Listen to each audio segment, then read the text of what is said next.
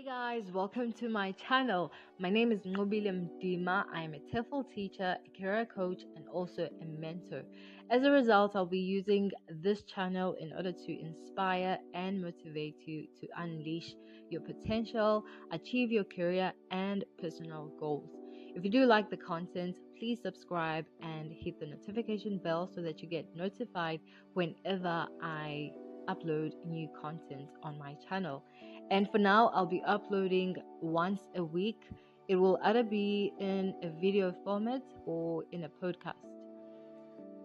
And a huge shout out to Anesh and Usanazo who requested that I put together this channel.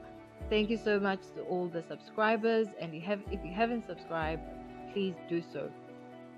So today I'll be sharing with you a list of documents that are required in order for you to legally teach in China, if that is your interest.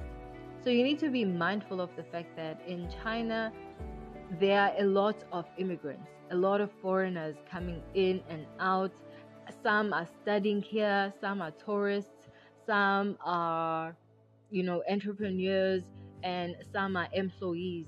So as a result, China is making their immigration laws tighter and more strict so that they can monitor the whole process of immigration. So in order for you to be safe and secure, make sure you come with the right documentation and it has been processed according to their instructions. So you will need a resume, a short introductory video, a passport copy, a work visa, a Chinese passport photo, and also a medical checkup in order for you to do your job application in China. For your resume, you need to motivate why you'd make a good teacher, why they should choose you, and why you chose to work in China out of all the countries you could have taught in. And you need to prepare a short video where you introduce yourself and you talk about your interest, why you want to come to China. This video will basically help the school to see your face and also to hear you speak English so that they hear if you can pronounce or articulate words according to their interest. You need a passport copy, a work visa, a Chinese passport photo, and also a medical checkup. The medical checkup can be done before you arrive or it can be done upon your arrival based on the instructions your employer will tell you. And also the passport photo, when you go and take the picture or the photo, just tell your photographer that you are taking a passport photo for China because it has a different size. So moving on to your work visa. To get the work visa, you will need a bachelor's degree. It can be any bachelor's degree in any major, a police clearance certificate, and you'll pay 114 from any SAPS in South Africa to get this police clearance certificate. And lastly, you will need a TEFL certificate. If you don't have a TEFL certificate, you then should have a minimum of 2 years professional teaching work experience.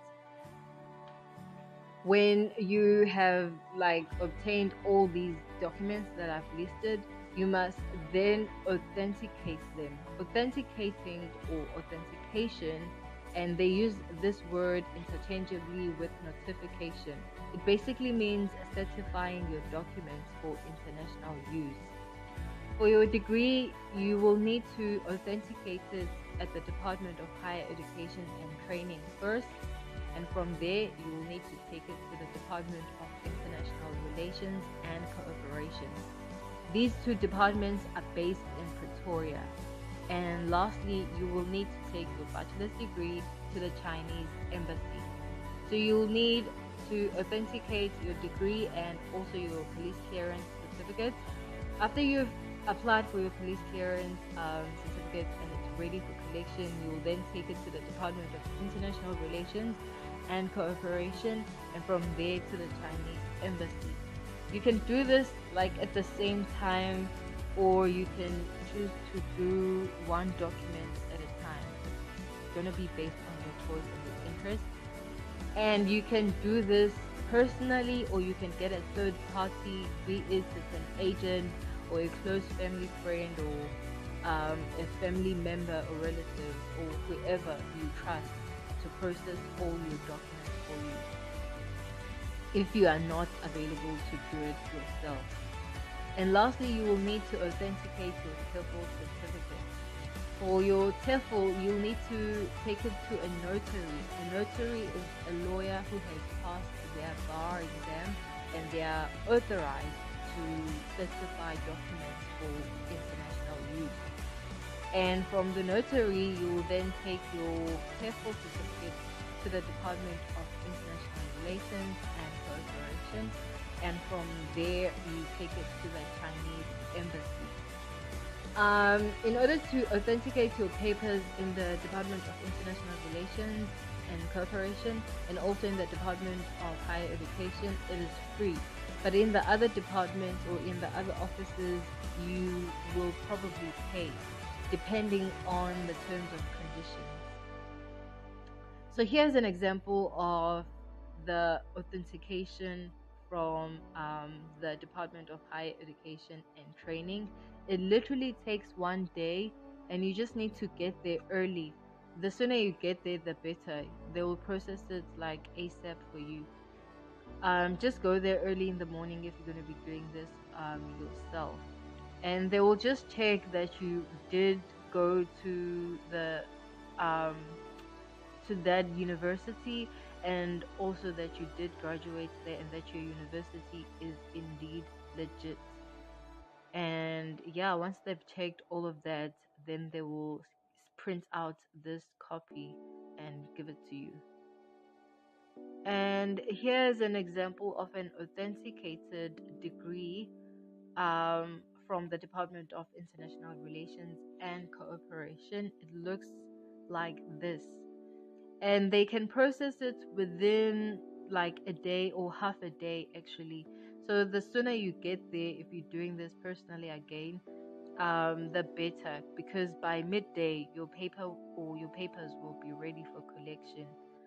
But if you get there late, you will then need to collect it the next day. So be aware of that. And it's free of charge to do this at the Department of International Relations and Cooperation. I didn't pay anything unless they've changed their laws. Okay? Here's an example of a police clearance certificate, or a sample of a police clearance certificate. It usually takes 14 days to be processed, but because the public offices, they sometimes do not keep their promises, it can take longer than that. So the sooner you apply for it, the better. So once you've decided you want to come to China and teach English, apply for your police clearance, and make sure that your application form includes your cell phone number, so that they notify you when they have received your application in Pretoria, and they will also notify you when your certificate is ready for collection. And when it's ready for collection, just double check if there are any typos. They do make mistakes on the certificate. So check your name, surname, and also your date of birth if it is correct or not. And here's an example of an authenticated police clearance certificate from the Department of International Relations and Cooperation. It looks similar to your authenticated degree. It will look like this, and it will be binded with your original police clearance certificate, but your degree will be binded with a copy of your degree. They will not bind your original copy. And your authentication from the Chinese embassy will look like something like this for both your police clearance certificate and your degree. And for them to process this, to just confirm that you actually did authenticate your papers from the different offices in Pretoria, they process this for 6 days, and it is free of charge. But if you want them to process it ASAP, so maybe in maybe in a day or in 2 or 3 days, they will then charge you for processing it like on a shorter period of time.